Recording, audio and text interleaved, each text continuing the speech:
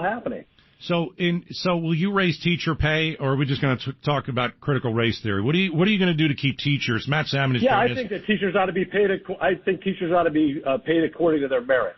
I think that teachers ought to be paid by the job that they do, just like every other profession. We don't live in the Soviet Union where everybody gets the same pay raise regardless of what they do.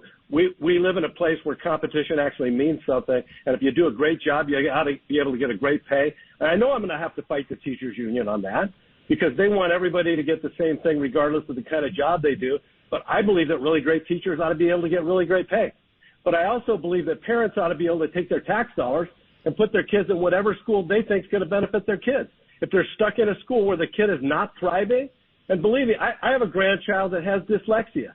You wouldn't believe the double speak that we had to go through and the finger pointing and lack of a cohesive plan to try to get my granddaughter the kind of education she needed so that she could actually succeed and thrive.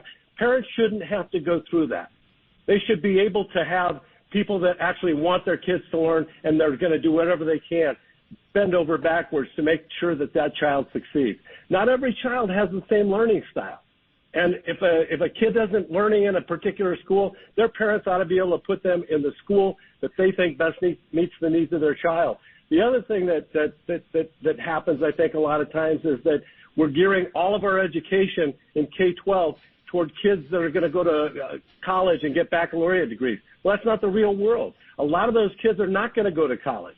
And we ought to have a lot more vocational education in the schools, too, because a lot of kids will decide to go on and get trade certificates, become, plumbers or become electricians.